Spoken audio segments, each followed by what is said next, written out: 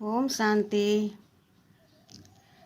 BK माताएं इस video को ज़रूर सुने, समझें और धारण करके कर्म में उतारें। मन के जाले उतर जाएंगे। संजीवनी बूटी मन के जाले उतारने की विशेष घर गृहस्थ में रहने वाली माताओं के लिए। माताएं बेचारी जब लौकिक में थी तभी बच्चों के लिए, पति के लिए, परिवार अच्छे से रहे मांगती थी भगवान से भक्ति में। लेकिन अभी जो माताएं ज्ञान में चलती हैं वो भी आज भी कुछ अपने लिए नहीं मांगती। आज भी उनकी आस एक न एक चीज़ पर अटकी है।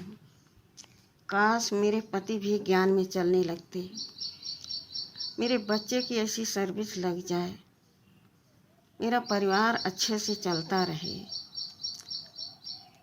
सब सुखी रहें, सब में एकता बनी रहे। अपने लिए कुछ नहीं मांगती।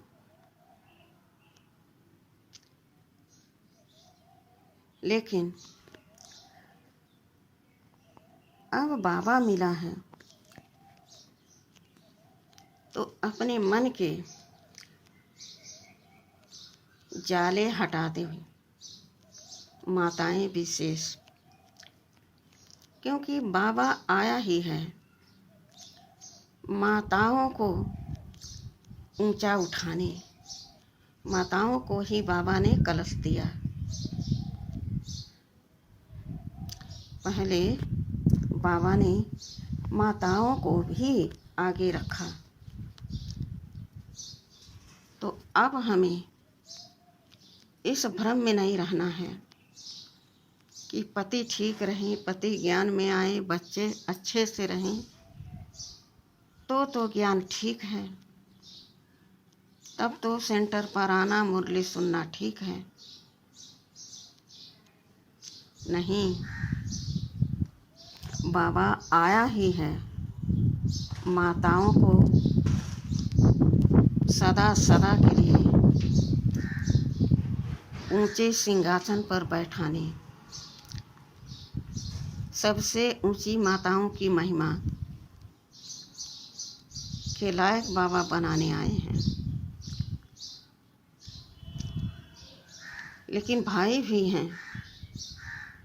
आज कितने लोग ज्ञान में चलते हैं, फिर भी जिसकी आदत है वो ज्ञान में चलते हुए भी मांगते हैं।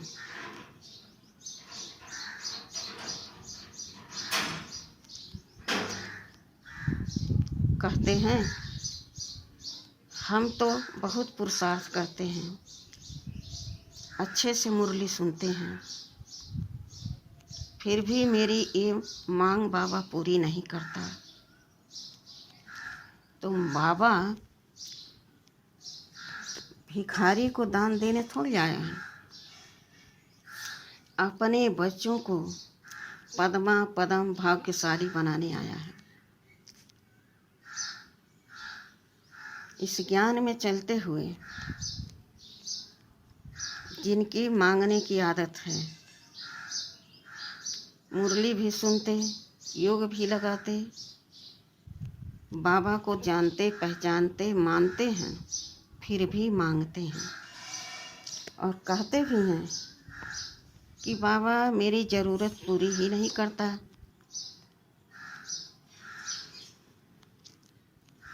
तो या तो तुम्हारी विधि ठीक नहीं है, मुरली सुनकर समझकर अपने अंदर उतार कर कर्म में लाने की विधि नहीं ठीक है, या तो आप का योग सही नहीं लगता है जिससे आपको हर प्रकार की संतुष्टि मिल जाए। जब बाबा ही साथ हो जाएगा, बाबा ही अपने साथ रहेगा, तो कोई प्रकार की कमी कैसे हमें महसूस होगी। अनुभव करने की यह बात है। सोचना चाहिए, देखना चाहिए पहले से भक्ति में हम क्या क्या करते थे। जप तप तीर्थ माला फेरना, नियम से पूजा पाठ करना और बाबा से हर चीज़ मांगना। तब पता नहीं था कि भगवान कौन है। यूं ही हम पूजते थे, व्रत करते थे, लेकिन आज स्पष्ट सब कुछ हमें समझ है, ज्ञान है। तो मांगता कौन है?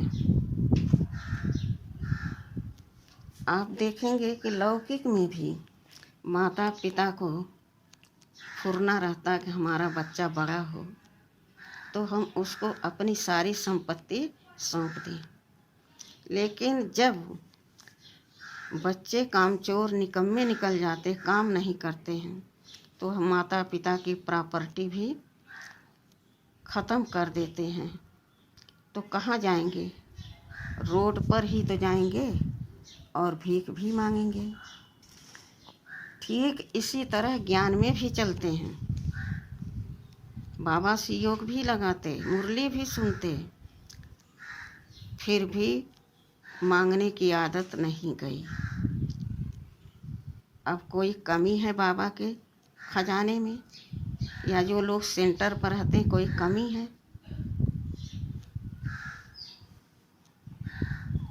तो अपनी आदत को भी हमें सुधारना है। तो हमारी माताएं अपने लिए कुछ नहीं मांगती हैं, यह बहुत अच्छी आदत है। लेकिन अब जो मांगती हैं, चाहती हैं, वह भी नहीं मांगना है, क्योंकि बाबा आया ही है हमें पद्मा पदम भाग्यशाली बनाने।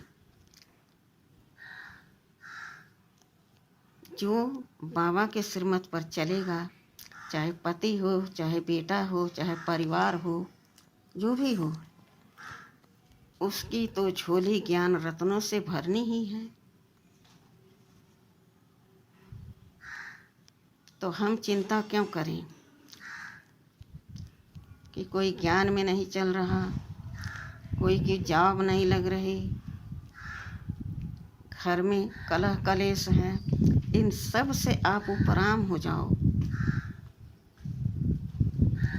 आप हो ही देह से अलग, चमकती ज्योति आत्मा। अपने स्वरूप को देखो और परमपिता परमात्मा को अपने साथ रखो। सारे झमेलों से छूट जाएंगे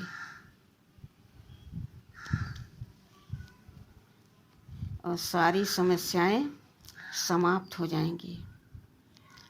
सब स्वतः अपने रास्ते पर आ जाएंगे। आप एक बार छोड़ करके तो देखिए। यह मोह का जाल है। इस जाल से हमें अलग होना है। ठीक है। ओम शांति।